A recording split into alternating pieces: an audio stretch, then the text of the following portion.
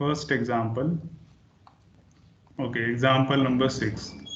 So in this example, the open loop transfer function of unity feedback system. So feedback is what? Unity is given as this. G of s is equal to k upon s into s plus 1 into s plus 2. Okay. And the value of k to get a steady state error 0.1 to unit ramp input. Okay, so they are asking the value of k. K is also called as a DC gain. DC gain means what? When frequency is 0, that time whatever the system gain is, that is a DC gain. Okay, so k is also called as a DC gain. So they are asking for the value of k, so that if you apply ramp input to this system, we will get a steady state error 0.1. Okay, so can you tell me what is the type of this system?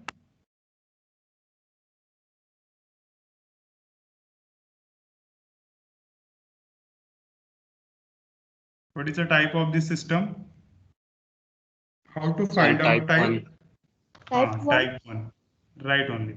Because one pole is at origin, this one. This S pole is at origin. So system type is type 1. Type 1 system, right? Okay. That's why we are getting a finite steady state error for unit ramp input.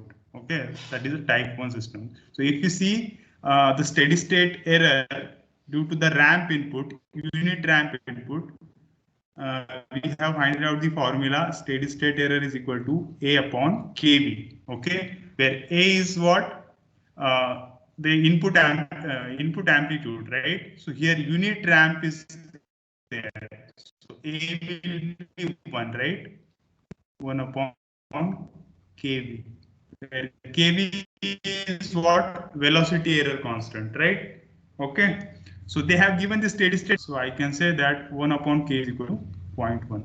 So kV is equal to 1 upon 0.1. So that will be 10. Right? Okay. So you have finded out kV. Now, how to find out kV velocity error constant when g of s is given? Can anyone tell me?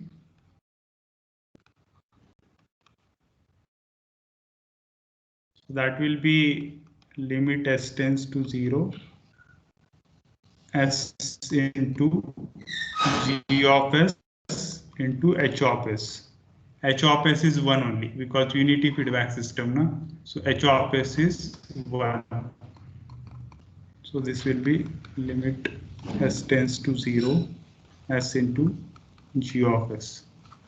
Okay, so limit s tends to 0 k upon s plus 1 and s plus 2.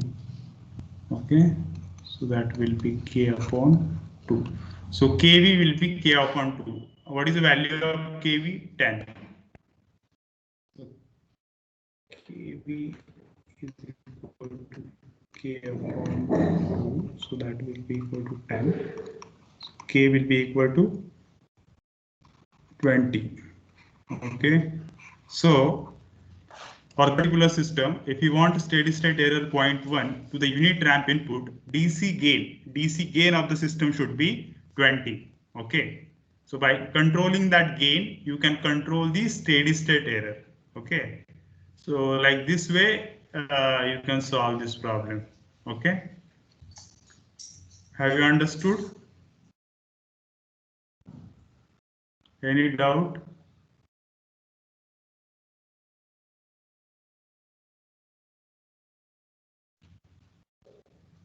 Can we proceed?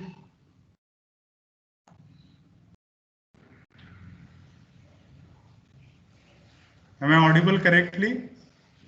Hello. Yes, sir. Yes, sir. So have you understood this problem? Yes, sir. Okay. So let us see the example number 7.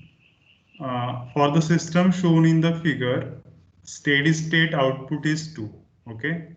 For a unit step input, when you apply unit step input, the steady state output is 2. Okay. And system time constant is 0.4 seconds. and they are asking for the values of K1 and K2. Okay, so this is the system block diagram is given. Okay, so in this block diagram, what they have given steady state output 2 for unit step input. Okay, so when R of S is equal to 1 by S, okay, at that time steady state output is what?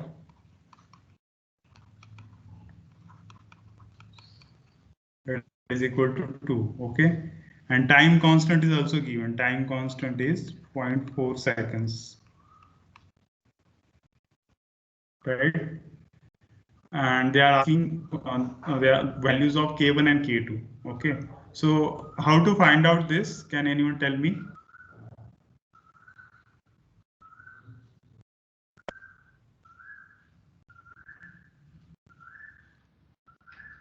How to find out this? Okay, so first thing is that when steady state output is given, first we will calculate a transfer function, and then we will apply input R of S is equal to 1 by S. Okay, and then we will see what value we get. Okay, so what is the transfer function of this particular system?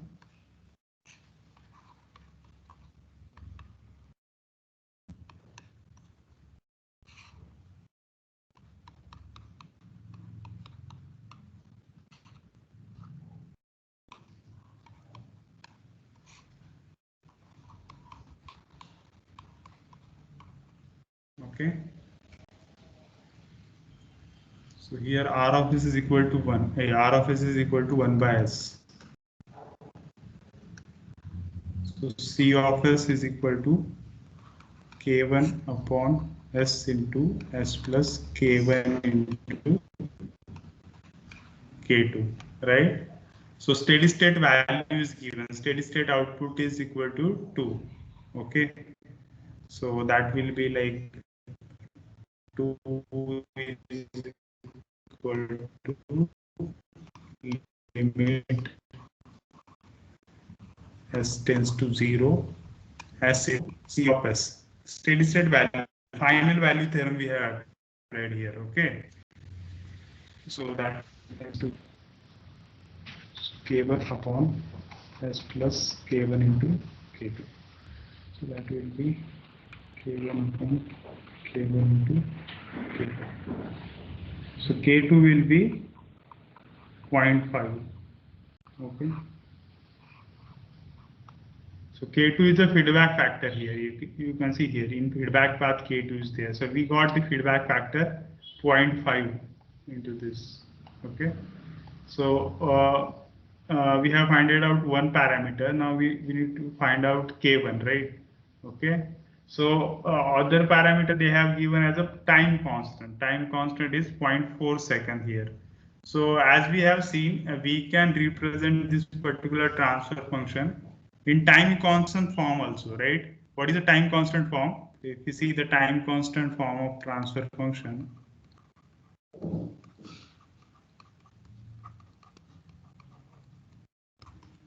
that will be like tau is a time constant.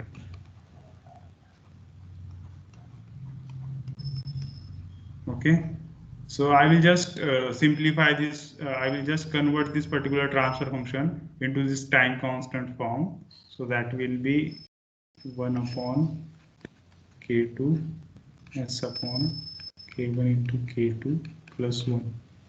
Okay, so what is the time constant here? The time constant will be 1 upon K1 into K2. Okay, so this is the time constant. So K2 value we have find it out, right? Time constant also we know 0.4 second. So here I will use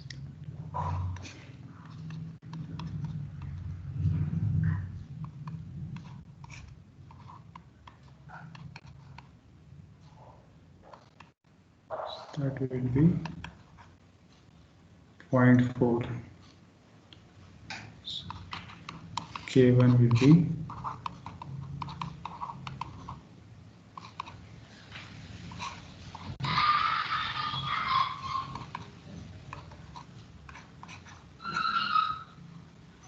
Okay, so K1 is 5, K2 is 0.5. Okay, so like this way you can find out the values. Okay, have you understood this problem?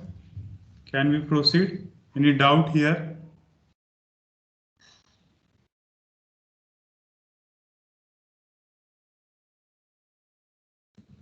If you have any doubt, you can ask.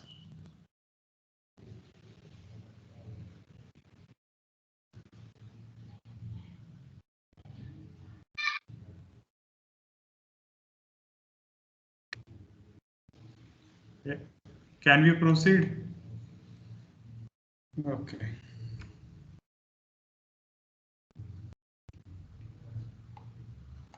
So here what we have done, we have just applied final value theorem here to calculate the K2 value, and then we have converted this transfer function into time constant form, and using the time constant value we have just find out the value of K1. Okay, a simple problem. So can you solve this particular problem? So I will just describe it. So for the system shown in the figure, the natural frequency of oscillation is 4 radian per second and damping ratio is 0.7. The values of K and A are, okay. So we need to find out the value of K and A. So what is given? Natural frequency is given. Natural frequency of oscillation, that is a 4 radian per second. And damping ratio is given, that is a 0.7. Okay. And so we need to find out the values of K and A. So you just try this problem, try to solve this problem. How to solve this? Can anyone tell me?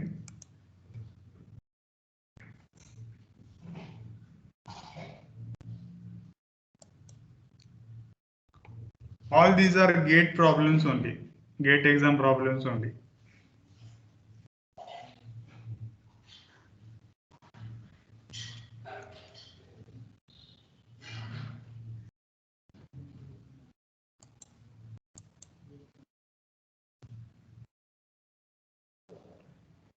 You try to solve it and just tell me the answer. Or you can put that in chat box also.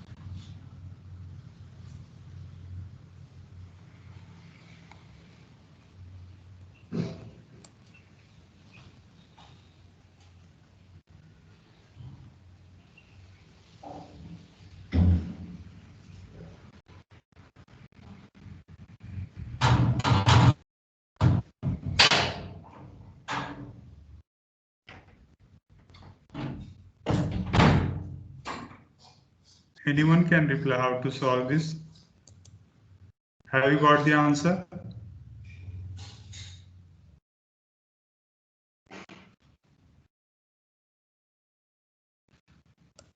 Okay. So here you can see, first you just find out the transfer function of this system and see that as a second order system, or you can compare that with the standard second order transfer function. Okay. So you can just find out the transfer function here. So transfer function will be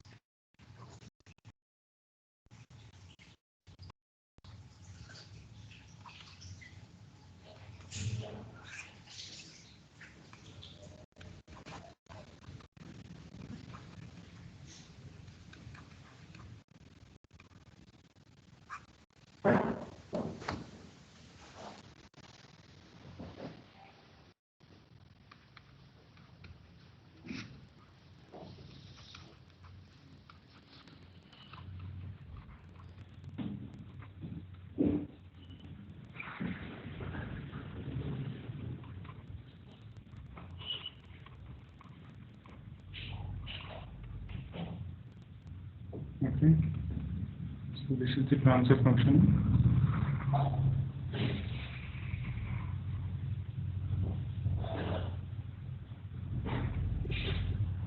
Okay, so you can compare this transfer function with the standard second order transfer function.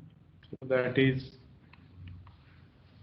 second order system transfer function.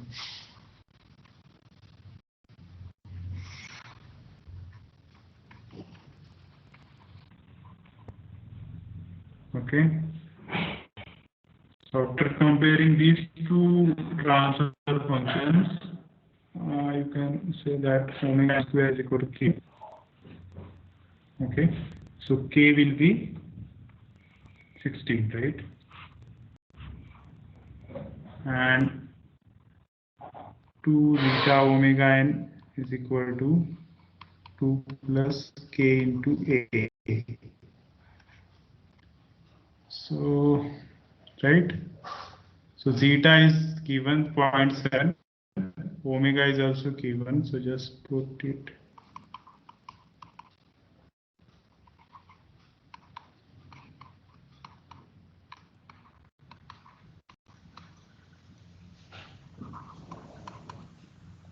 So if you solve this, you will get a value.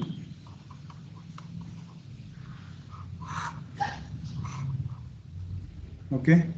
K will be 16, A will be 0.225. Okay.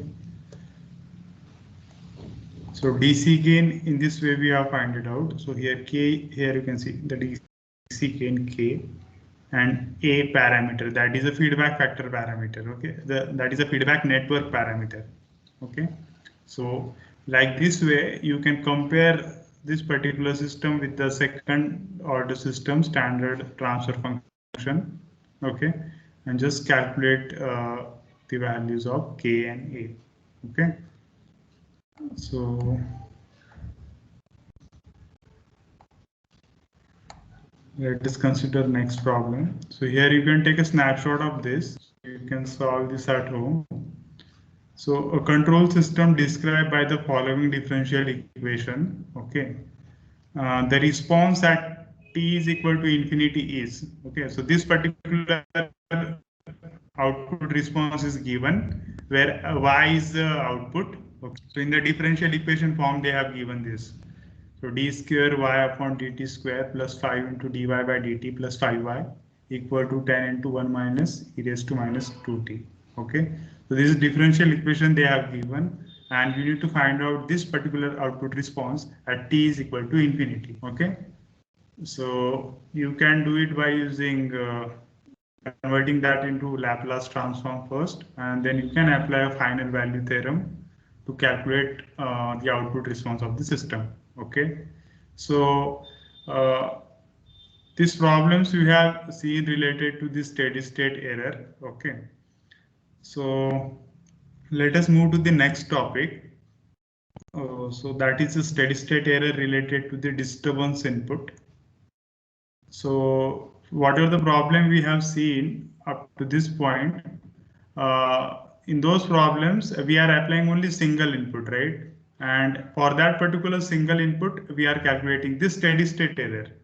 But now we will see the single input, that is a regular input, with the disturbance input, and how to calculate the steady state error for those systems. Okay.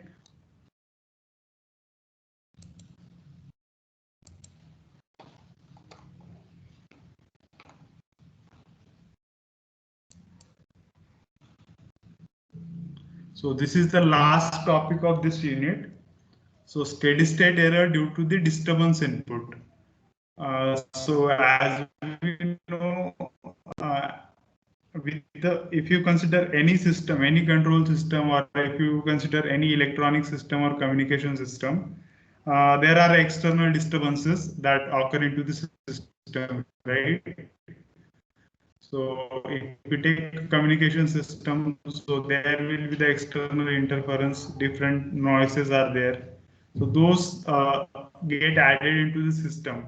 Okay. So we need to find out the steady state error due to disturbance input as well as regular input. Okay. So here you can see one system. where R of S is the regular input and C of S is the output. Okay. And D of S is the disturbance input. So it is denoting the disturbance input. So in the forward part transfer function, there are two blocks, G1 and G2. Okay. And the system is unity feedback system because feedback gain is 1 here. Okay. So we have just converted this particular block diagram representation into the signal. So so here you can see this is the signal flow graph of this particular block. So here there are two inputs, okay, and here our desired output is E of S because we need to calculate the steady state error, okay. So first what we will do, we will apply the superposition theorem. So one by one we will apply the inputs and then we will calculate the E of S for those inputs. So first I will consider D of S is equal to 0, okay. So if you see a D of S is equal to 0, I will draw the signal flow graph.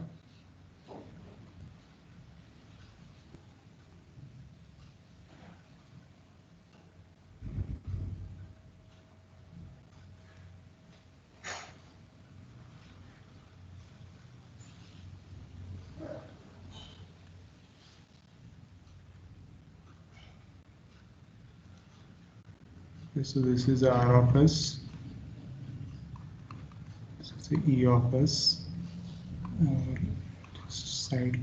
We'll make that as output now, E of S. So with the unity gain branch, this is the E of S, G1, G2, 1, and this is the feedback path, right? This will be -1. So what you have to find here, you have to find E of S upon R of S. So can you tell me what is the E of S upon R of S? You can simply apply Masson formula. So what is the E of S upon R of S? Anyone can tell me.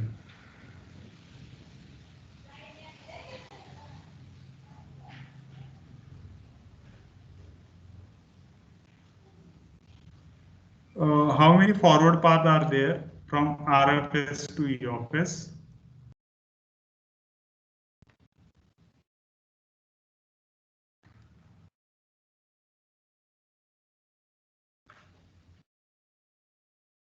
At least one fellow should reply.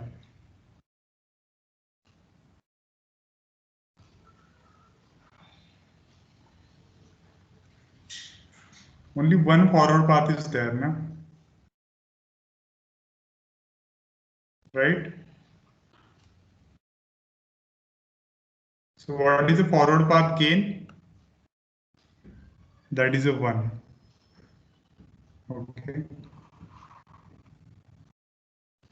So there is only one loop and it is touching to that forward path. So we can't consider that. So in the denominator term, we will take this one loop gain. Only one loop is there. So what is that loop gain? Can anyone tell me? 1 plus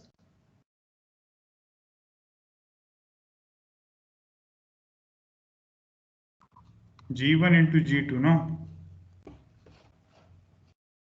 This G1 into G2, this is one loop is there, okay? So E of S will be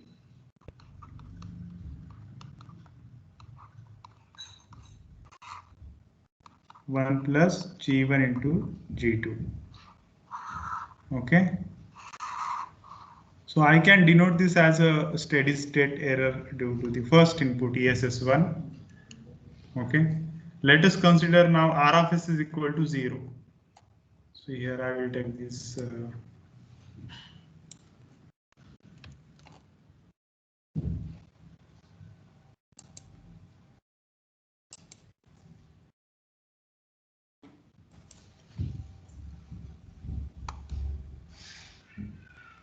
Okay, now R of S is equal to 0 and D of S is there.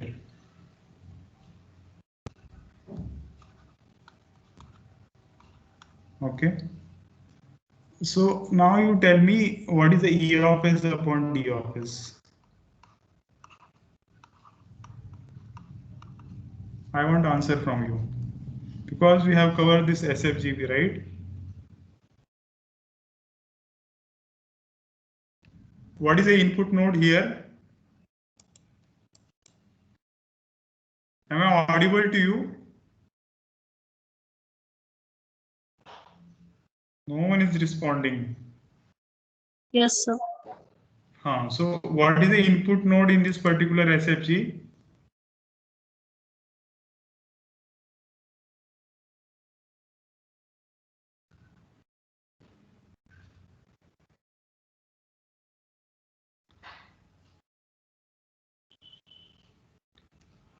Our desired input node here is a D of S because we need to find out the ratio between E of S and D of S, right?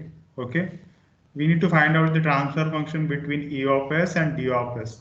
So D of S is the input here. Okay.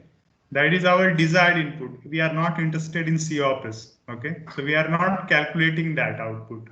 We are interested in E of S, right? In the first part, what we have done, we have made D of S is equal to 0. Okay, in this particular block diagram, there are two inputs, R of S and D of S. So here we have made D of S is equal to 0. Okay, so now and using R of S, we have calculated the E of S thing. Okay, so because in this my desired input is R of S and my desired output is U of S. Okay, so there is no need to consider this particular output node. So if I want to calculate the gain between these two nodes, what I will do, I will apply Masson gain formula. So in the Masson gain formula, what we do, first we find out the forward paths. So how many forward paths are there? So only one forward path is there from input to output node. Okay, and after, so I have taken gain 1. Okay, now how many loops are touching to that forward path? So this loop is touching to that forward path. We need to multiply this forward path gain with the non-touching loop gains. Okay, but here only one loop is there and that is touching to that forward path. Okay, so we haven't considered that. So let us consider the denominator term now. Okay, so that is a 1 plus, now minus 1 is there. Okay, negative feedback. Okay, so that's why we are minus minus plus, and loop gain is what, G1 G2. Okay, so like this way we have found out the transfer function for this. So we have calculated E of S due to R of S. We can calculate using this formula. Okay, now what we will do, we will make R of S is equal to 0. Okay, so there will be no effect of this input. So we will apply the input at this point, right? D of S point. So we have drawn the SFG again. And here you can see R of S is equal to 0 and we have applied D of S at this point. And now our interested input node is D of S and interested output node is E of S. So here forward path is what? How is the forward path here?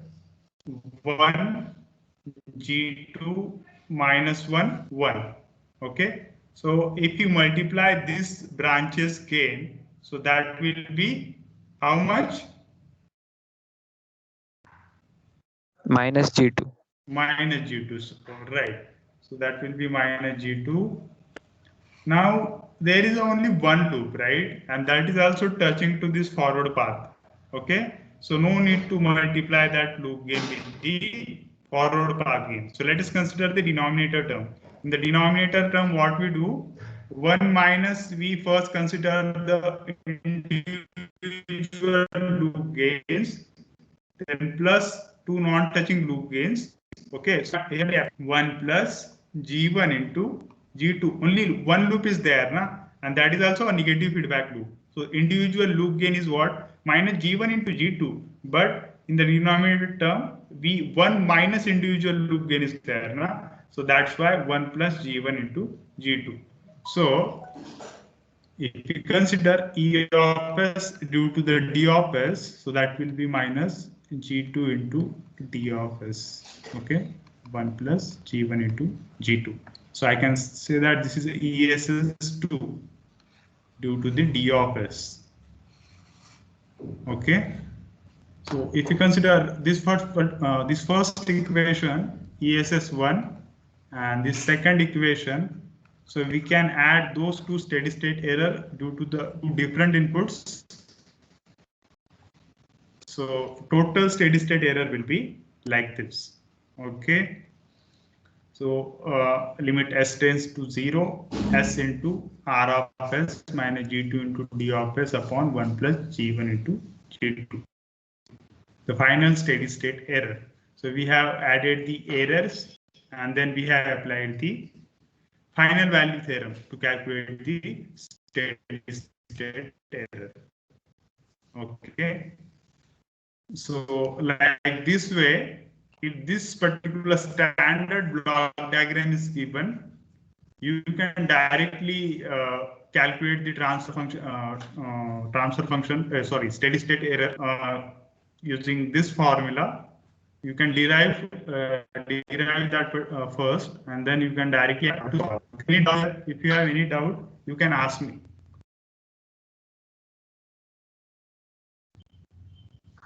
No doubts? Any doubt here?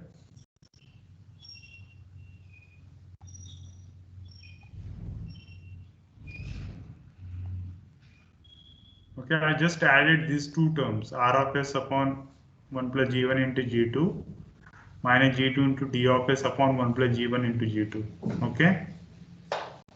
And this is the final error we got. So let us consider one example. So the same standard block diagram is there. Disturbance input is here. And so let us consider this particular example. Okay. Find the ESS, that is a steady state error due to the step input and step disturbance to the following system. So here input is also step and disturbance is also step. Okay, step input. Okay, so you can directly because same.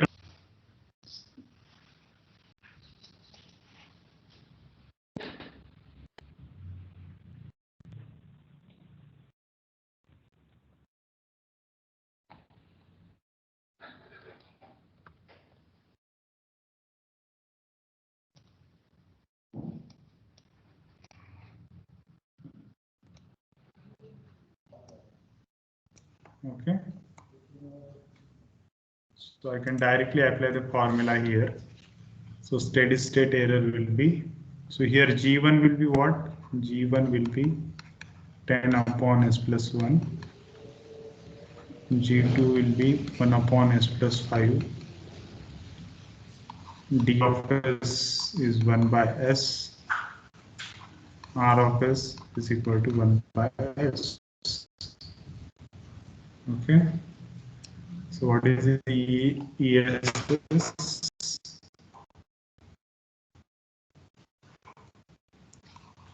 ESS will be limit S tends to 0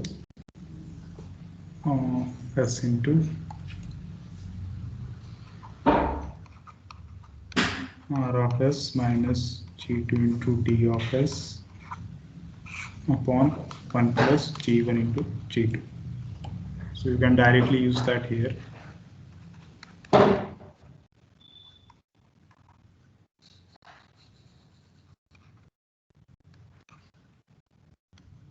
So G2 is what? 1 upon S plus 5 into D of S is 1 by S only, so S. That will be 1 plus G1 into G2 will be 10 upon 2S plus 5. Okay. So if we take 1 by S common, So that will be get cancelled with this S. So that will be 0 minus 1 upon S plus 5 plus 1 into S plus 5 plus 10 upon S 1 into S plus 5. I'll just make space here.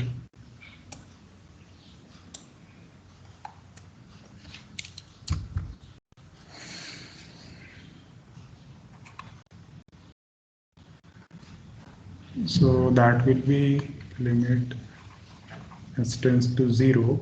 So S plus 5 minus 1, S plus 4, S plus 4, then you, this will be like S plus 1 into S plus 4, S plus 1 into S plus 5 plus 10. Right or wrong? Right only. 0. So that will be 4 by 15. Okay. So this is the steady state error you got. 4 by 15. Okay. So first you can find out the ESS, and then you can simply apply the G1, G2 and all those things. Okay. So like this way you can calculate the steady state error due to the disturbance input as well as your regular input. Okay. So have you understood? Any doubt is there? If you have any doubt, you can ask. Okay. So let us see the next problem. Any doubt here? Okay. No, sir. No, sir. So let us move to the next problem. So here, consider a non-unity gain feedback system. Find the ESS to the unit step input. Okay. So whatever the formula we have derived for unit step input, velocity input, or the acceleration or input. Okay. That is a parabolic input, parabolic, ramp, and unit step. Okay. So those formulas for steady state error is based on the unity gain feedback. Unity gain feedback means what? Where this feedback path is having the unity gain when gain is equal to 1. Okay. For those only we have calculated the steady state error. We have found out the formulas for the steady state error. But when they give you the non-unity gain feedback system, okay, for such a system, how can you calculate the steady state error? Okay, so first, now here we see that this is a non-unity gain feedback system. So you can convert this system into unity gain feedback, and then for unit step input, you can calculate the steady state error. So how to convert this particular non-unity gain feedback system into the unity gain feedback system? Okay, so just here you can see we have added one positive feedback branch and one negative feedback branch. Okay, so like this way this effect will be there, one positive feedback branch and one negative feedback branch. So after adding this, what you can do, you can simply convert this particular part, this particular section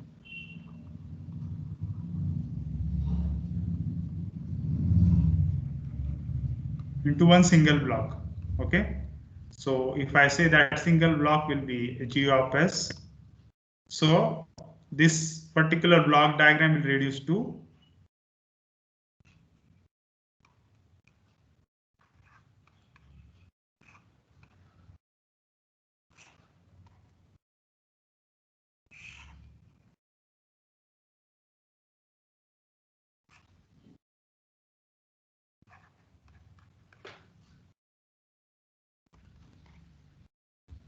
okay. So and then you can apply those formulas for steady state error we have calculated. Okay, to calculate the position error constant, velocity error constant, and acceleration error constant. Okay.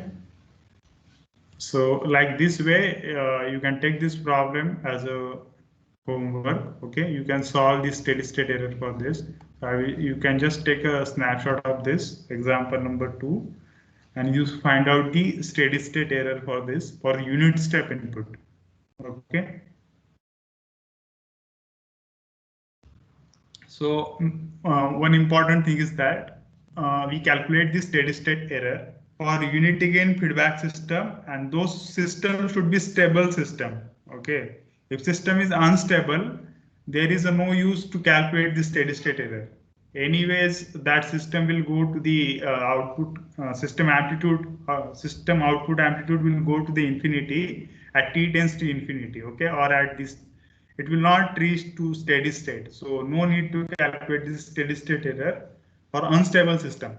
So we calculate the steady state error for unity gain feedback systems, stable systems. Okay, so that is only the main point here. We have seen some examples also. In that we have we have first finded out the stability of the system, and then we have calculated steady state error. Okay. So here we can conclude our this unit 2. Okay. So in this unit 2, we have covered like a time response analysis for the first order system, second order system, unit response, impulse response for the second order system. Okay. Then we have seen the steady state error calculation. We have seen the examples on time response analysis also, how to calculate the peak overshoot, how to calculate it, rise time, fall time. Okay, all those time response analysis parameters, and how system will oscillate, how those parameters describe the system's oscillation or speed of the system. Okay, we have seen that part. Then we have seen some steady state error related problems. Okay, how to calculate, how to find out the steady state error for a different inputs. And then we have seen the steady state error calculation for the disturbance input. Okay, so in such a way, we can conclude this unit 2 here. So we have covered unit 1 and unit 2. And for unit test also, you will be having these 2 units. Okay, so if you want to revise this particular units, you can revise the videos or you can refer the notes also. This is a very easy subject only. Okay. So any doubt related to this unit or this topic?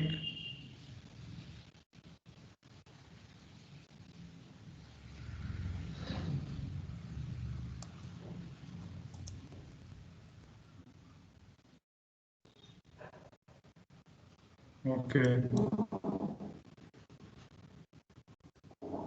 So try to solve the problem more real-time system in the first unit. Okay. Try to solve the maximum problems. Okay. Then if you talk about this particular unit, then the problem related to the steady state error calculation and the time response analysis parameters. Okay, those parameters you need to find out. Okay. So those problems are there. So let us now, how much time is remained? So around 10 minutes are there. So let us move to the next unit. That is a unit number 3. Okay. So unit number 3 is related to the stability of the system. Okay. So what is mean by the stability of the system? Okay. So for example, if you consider air conditioner example, for all the units we are taking that example only, air conditioner. Okay, so if you apply a 25 degrees Celsius as a reference input to that particular system, okay, so what you expect? So system will start from, for example, some initial value, and then it will reach to 25 degrees Celsius like that. Okay, or it may reach to 28 or 24 or 30 or 22. Okay, that depending on the systems, what systems, how much time it takes to reach to the steady state and all those parameters. We have studied that in time response analysis, right? What is the damping ratio of the system? How much is the time constant of the system? Depending on that.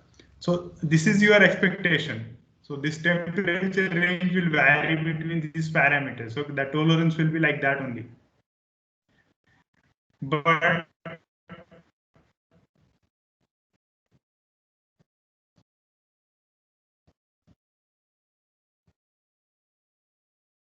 if you apply 25 degrees Celsius and system output will go like this ramp input.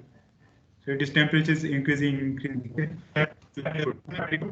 Finite amplitude. If you take any time instant and if you see the input, so that will be a finite amplitude input. So when we apply a finite amplitude input to our control system, okay, at the output side, you are getting an unbounded output. Unbounded means what? At t tends to infinity, ideally, if you say the output amplitude will reach to the infinity.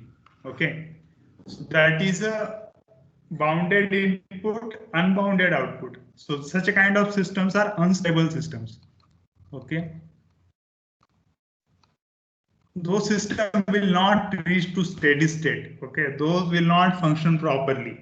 Okay, if you want to make them function properly, you need to convert this unstable system into stable system with the help of some controllers or with the help of some feedback network.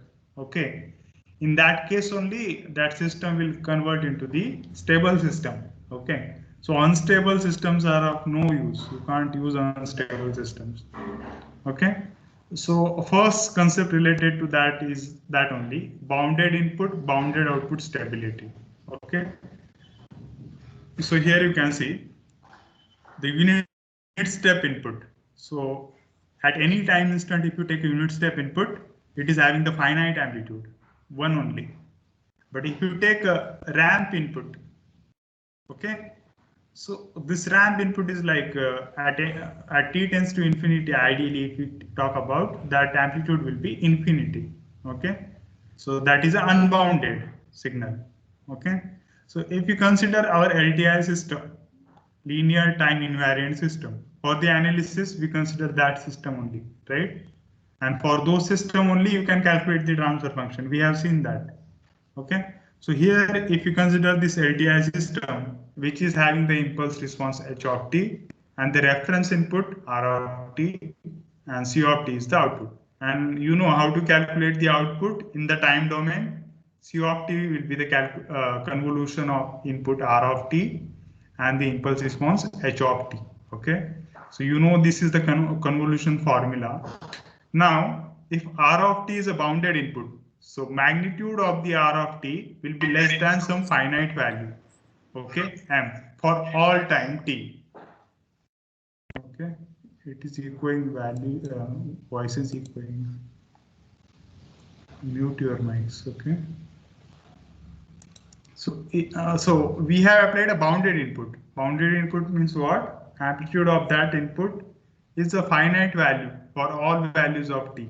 So we'll just take a magnitude of this particular output signal. So that will be magnitude of c of t minus infinity to infinity, magnitude of r of t minus tau. Okay, h tau d tau. Okay, so so here m magnitude is given, right? So this will be mod of c of t. For input they have given that, right?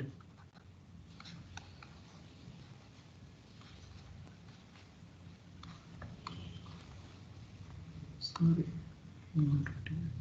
this will be theta. Okay, so if you see this here, if I want this c of t amplitude should be finite.